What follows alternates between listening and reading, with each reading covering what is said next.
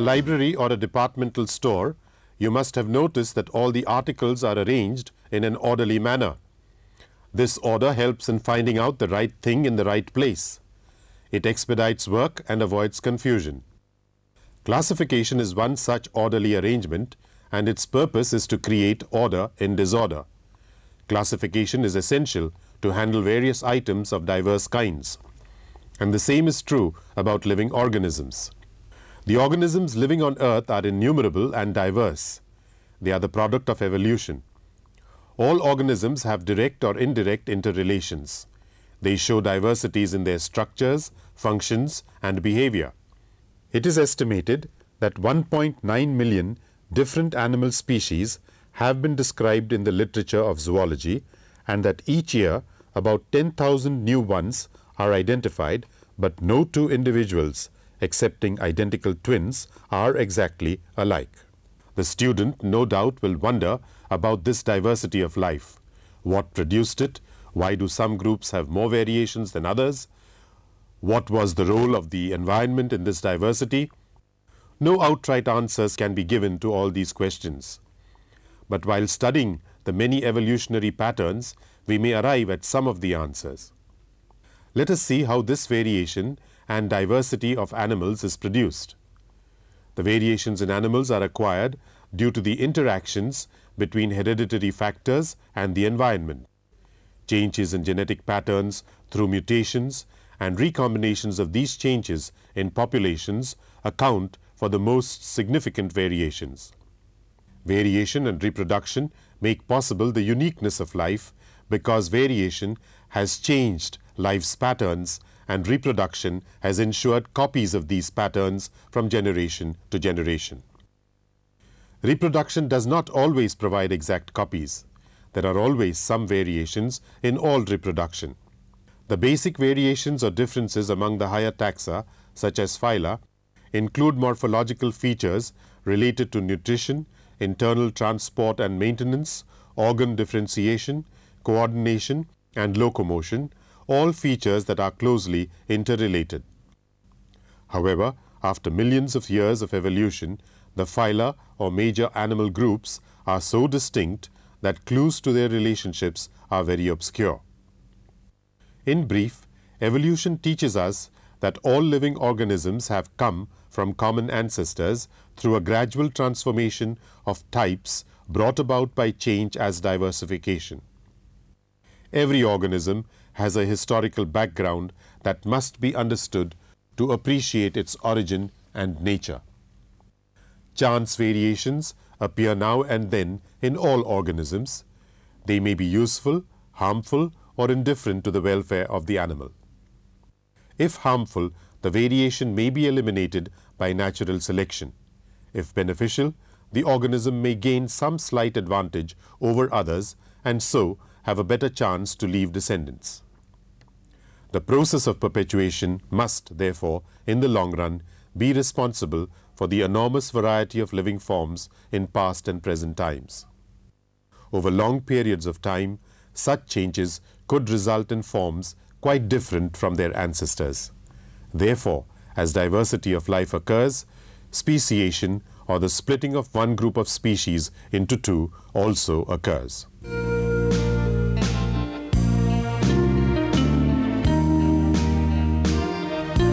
It is not possible in one's lifetime to examine all these different individuals. Thus, the orderly system of grouping helps one to understand the particular mechanism operating in any one group by examining a few representatives. Moreover, biologists want to understand the interrelationship among diverse organisms. But the name of animals differ from one language to the other, and often a common name covers several types of forms. For example, there are several types of cranes throughout the world. Thus, the use of common names in science simply creates confusion. For this reason, one has to group the animals, and the use of internationally accepted scientific names is the only prescription to overcome this difficulty. Various structural levels of organization have to be considered for the identification and study of animals. Considering these levels and based on their similarities and differences, organisms are classified into smaller or larger groups. The art of identifying distinctions among organisms and placing them into groups that reflect their most significant features and relationship is called biological classification. The purpose of biological classification is to organize the vast number of known plants and animals into categories that can be named, remembered, and studied. As a result, the study of one organism of a group gives us an idea about the rest of the members of that particular group. This scientific method of grouping organisms into smaller and larger groups is called classification or taxonomy or systematics. Scientists who study and contribute to the classification of organisms are known as systematists or taxonomists, and their subject is called systematics, from the Greek systema, order or sequence, or taxonomy, from the Greek taxis, arrangement, nomos, law. Generally, the terms such as classification, systematics, and taxonomy are used interchangeably, but some taxonomists like G. Simpson relate them to separate fields. He considers systematics as the study of diversity of organisms and all their comparative anatomy, comparative ecology, comparative physiology, and comparative biochemistry. He regarded classification as a subtopic of systematics that deals with ordering of organisms into groups, and taxonomy as the study of principles and procedures of classification. Be that as it may, they are quite interrelated fields and henceforth will be used interchangeably. The knowledge gained through taxonomy is assembled for future use not only for biologists but also for others working in the field of medicine, agriculture, and forestry or industry, and so on. It further facilitates classification of organisms based on their similarities or evolutionary relationships, phylogeny. Moreover, biologists depend considerably on taxonomic studies of fossils for drawing evolutionary relationships among the organisms. Indians wrote the earliest works on animal systematics, but the manuscripts were in Sanskrit, so these remained unknown to Western scientists. Charak and Prasasthapada have done animal classification. In the Western countries, Aristotle made an excellent study of animals and classified them. He said, animals may be characterized according to their way of living, their actions, their habits, and their bodily part. He divided the animal kingdom into two major divisions, all invertebrates which lack red blood and vertebrates having red blood. The English biologist John Ray was the first naturalist to give the modern concept of species and tried to classify the animals. Carolus Linnaeus, a Swedish naturalist, often referred to as the father of taxonomy, published Systema Naturae. Linnaeus proposed the two-kingdom classification system made up of Vegetabilia and Animalia kingdom and introduced a system of nomenclature of plants and animals known as the binomial nomenclature. After the appearance of Charles Darwin, evolutionary considerations were worked into contemporary taxonomic studies, complementing the purely morphological differentiation.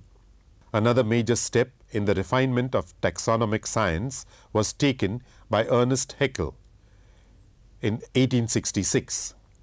Haeckel represented phylogeny by means of a tree or branching diagram. With further sophistication, a more biological outlook was imposed on taxonomy.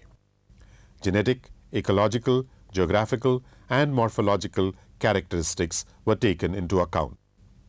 Haeckel in 1866 proposed a three kingdoms classification system named Protista, Plantae, and Animalia. Chateau in 1937 proposed two empires, that is, Prokaryota, which consist of Haeckel's Protista, and Eukaryota, which consist of Haeckel's Plantae and Animalia. In 1956, Copeland proposed a four kingdoms classification system in which Monera, Protista, Plantae, and Animalia are included as four major kingdoms.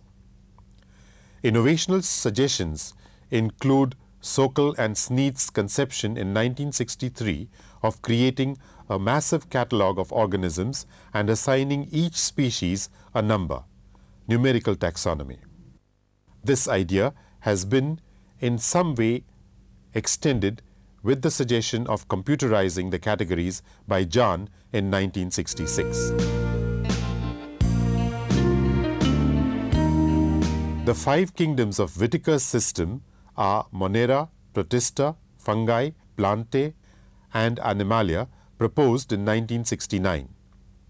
Monera is the prokaryotes or non-nucleated organisms, and all are unicellular. Protista are the unicellular and nucleated organisms. Kingdom Plantae include all plants such as trees, herbs, bushes, grasses, vines, ferns, mosses, and green algae. Fungi are rather plant-like but nevertheless distinct due to the cell walls that contain chitin, unlike the cell walls of plants which contain cellulose.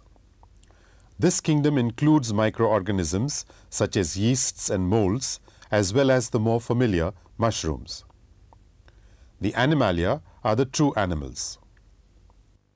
By the 1970s, a system of 5 kingdoms had come to be accepted as the model, by which all living things could be classified. At a more fundamental level, a distinction was made between the prokaryotic and the 4 kingdoms: plant, animals, fungi, and protists. The distinction recognizes the common traits that eukaryotic organisms share, such as nuclei, cytoskeletons, and internal membrane. Dr. Carl Woese in the 1970s was studying relationships among the prokaryotes, bacteria, using DNA sequences, and found that there were 2 distinctly different groups. Those bacteria that lived at high temperatures or produced methane were separated away from the usual bacteria and the eukaryote. Because of this vast difference in genetic makeup, Woese in 1990 proposed that life be divided into 3 domains: eubacteria, archaea, and eukaryota. Archaeans include inhabitants of some of the most extreme environments on the planet. For example, very high temperature, hypersalinity, in extremely alkaline or acid waters, inside the digestive tract of cows, termites, and marine life, where they produce methane in the anoxic mud of marshes and at the bottom of the ocean. And they even thrive in petroleum deposits deep underground. Much is still to be learned about these microbes, but it is clear that the archaea is a remarkably diverse set of organisms. There are mainly 3 types of systems of classification: artificial systems, natural systems, phylogenetic systems. In earlier systems of classification, only one or a few superficial morphological observable characters, with the help of the unaided eye, formed the sole basis of classification of plants and animals. For example, classification of plants into herbs, shrubs, and trees, or classification of animals into aquatic, terrestrial, and aerial forms.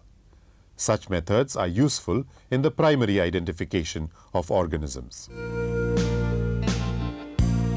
The organisms were classified on the basis of natural affinities, that is, the basic similarities and differences in the largest number of characters in the morphology. This phase represents classical taxonomy and constitutes the natural system of classification. Natural systems do not provide any information regarding phylogeny or evolution. The 2-kingdom system, plant kingdom and animal kingdom of classification, is a natural system of classification. Besides morphological taxonomic affinity based on evolutionary as well as genetic relationships among organisms is known as phylogenetic classification or cladistics. They are based on aspects like origin of organisms, their most recent common ancestors, their evolutionary trends, their primitiveness or modernity, their life cycles, etc. They should be able to describe continuity or secondary loss of character. R. H. Whitaker's system of 5 kingdoms is of this type. We will use much of this system in this text. Cladistics is now accepted as the best method available for phylogenetic analysis, for it provides an explicit and testable hypothesis of organismal relationships. The basic idea behind cladistics is that members of a group share a common evolutionary history and are closely related, more so to members of the same group than to other organisms. These groups are recognized as sharing unique features which were not present in distant ancestors. These shared derived characteristics are called synapomorphies. There are 3 basic assumptions in cladistics. Any group of organisms is related by descent to a common ancestor. There is a bifurcating pattern of cladogenesis. Change in characteristics occur in lineages over time.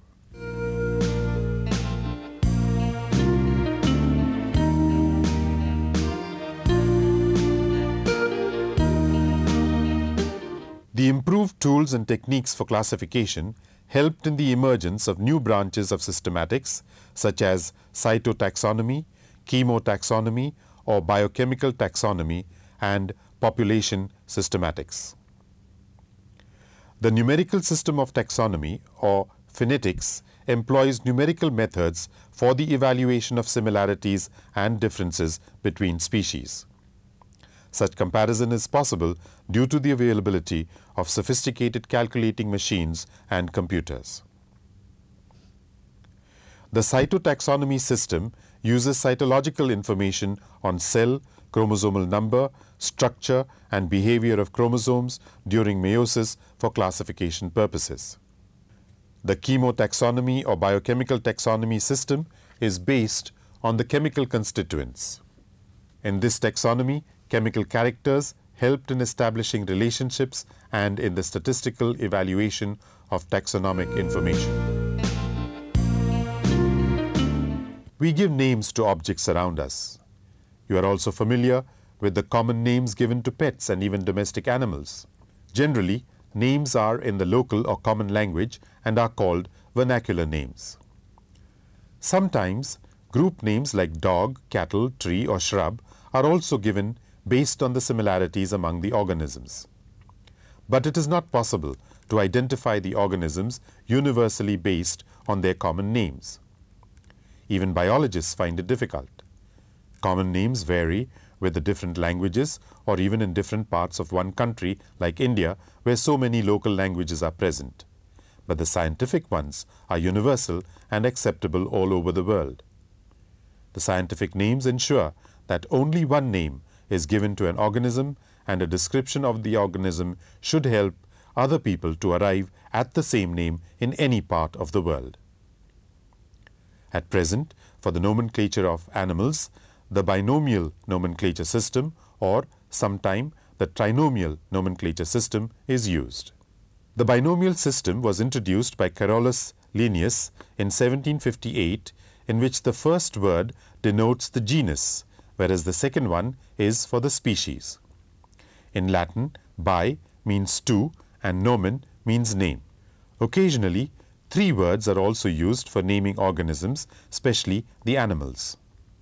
These include generic, species, and subspecies parts. For example, the modern man is called Homo sapiens sapiens. Anyone is allowed to study, describe, identify, and give names to an organism, provided certain universal rules are followed, and such naming must be based on agreed principles and criteria. These rules are framed and standardized by the International Code of Zoological Nomenclature, ICZN. Let us see some of the universally accepted norms for nomenclature. The system of nomenclature adopted is the binomial system as described by Linnaeus in the 10th edition of his Systema Naturae. This system is modified in some cases to include a trinomial nomenclature where a subspecific name is used. Zoological nomenclature is independent of botanical nomenclature and may employ the same names for taxonomic units, but this procedure is not recommended. A scientific name generally has two words in Latin or derived from Latin, irrespective of their origin.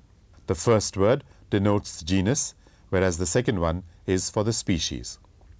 The genus name is a single word, nominative singular, and begins with a capital letter. The species name may be a single or compound word, is printed with an initial lowercase letter, and is usually an adjective in grammatical agreement with the generic name. In case the species name is derived from a personal name, it may be written with a capital letter initially. When a subspecies name is used, it also has an initial small letter. Names are printed in italics or are separately underlined to indicate their Latin origin. The person who first publishes the name of an animal or plant is the author of a scientific name, and the name of the author is written in abbreviated form after the species name, and it is printed in Roman, for example, Homo sapiens L.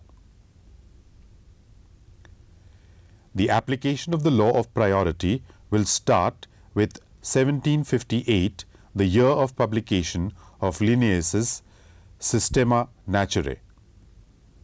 A generic or specific name once published cannot be changed or rejected.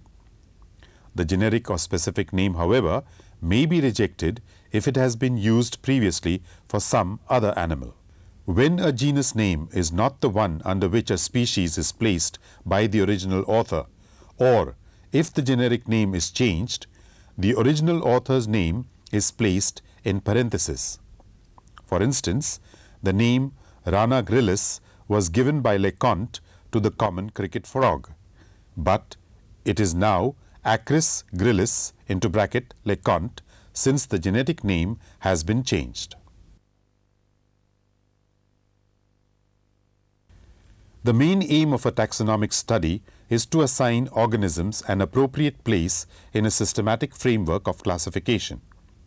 This framework, by which the taxonomic groups or taxa, singular taxon, are arranged in definite order from higher to lower categories, is called taxonomic hierarchy. Each taxon indicates a specific level of similarity and difference. The categories or taxa used in the classification of animals are kingdom, phylum, class, order, family, genus, and species. As one moves upward from species towards kingdom, the differences increase and the similarities decrease. Species. It is a basic unit for understanding taxonomy as well as evolution. It is a group of individuals with similar morphological characters which are able to breed among themselves and produce their own kind. For example, Panthera leo and Homo sapiens are the scientific name of lion and human respectively. In this case, Leo is a species of genera Panthera and Sapiens is a species of genera Homo. A genus may have more than one species, as in Panthera tigris, where tigris is another species. The individuals of a species also represent the population of the species, and they do not breed with individuals of other species. Genus. It is a group of species which are related and have fewer characters in common as compared to species.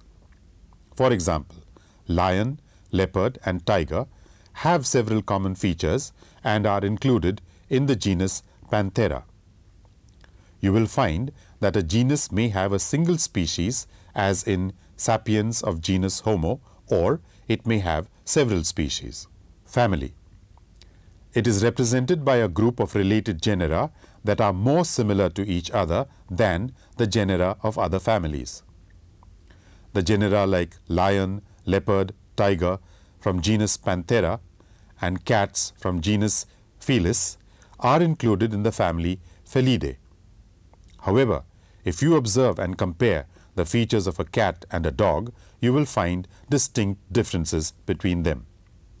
They are placed in different families, Felidae and Cancidae, respectively.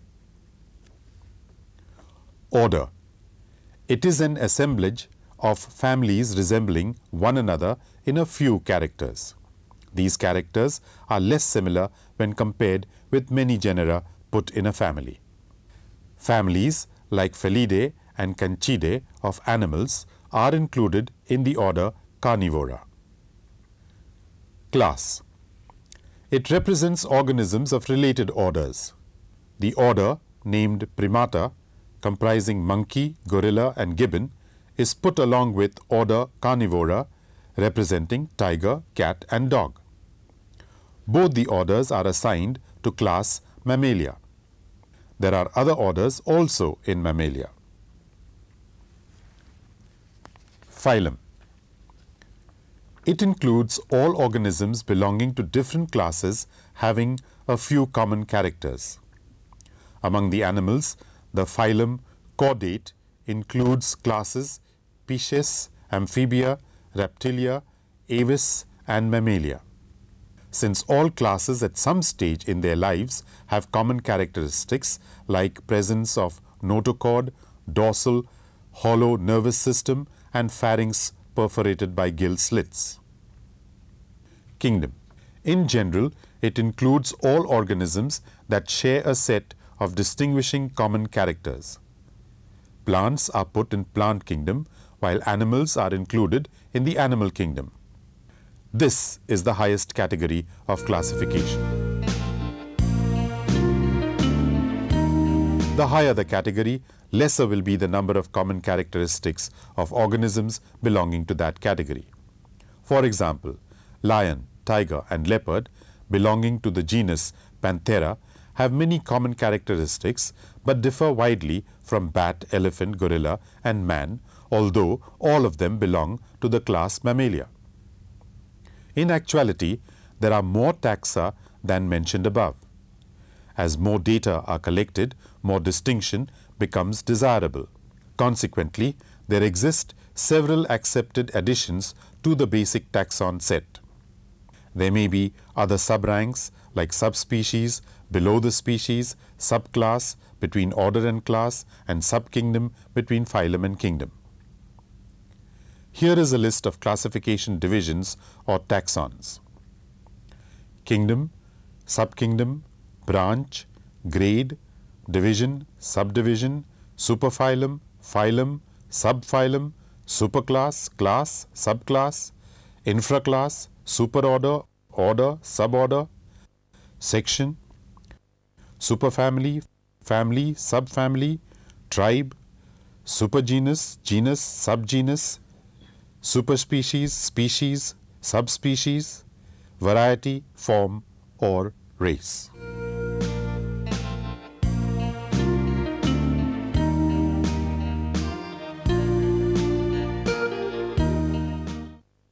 We have understood the principle and features of classification in this module. Let's check your perception now. Can you identify these animals? Now, classify them with the help of classification system chart and also mention features.